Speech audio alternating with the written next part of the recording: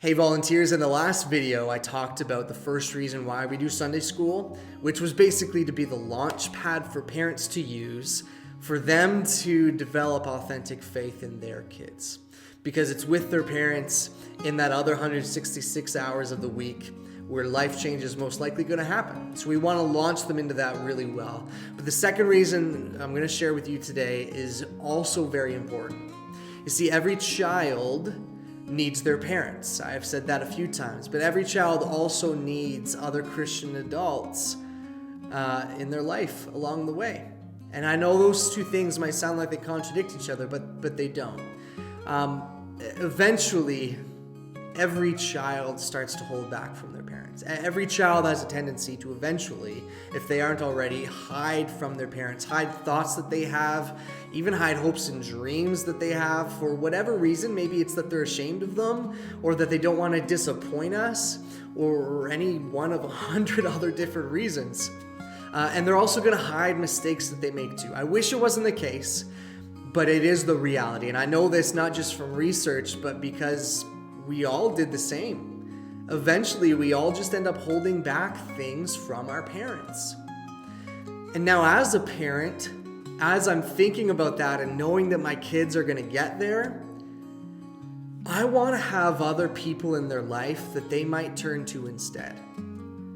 I want to have trusted adults that I know that also know my kids and are in a place of trust with my kids, that if for whatever reason my son or daughter just wants to hold back from me, that I can point them to this person, or that they could turn to on their own when they need to share something that they're just hesitant to with me.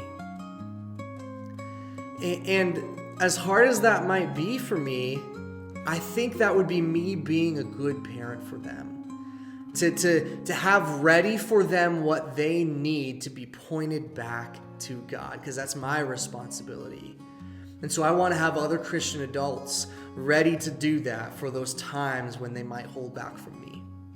So for Sunday school is actually the first big setting where we can start to build those extra relationships, build those trusted relationships with the kids as they get to know us, and we get to know them, but also build a relationship between other Christian adults and these kids' parents. That's part of it too. So Sunday school needs to be that place where we can start to develop these trusted relationships for that day down the road when they might be needed. So when we're thinking about Sunday school every week that you are serving here, I want you to just focus on those two things, and that is it. Those two things of being that launch pad for parents to use to develop authentic faith in their own kids, because that's where it's going to happen most likely.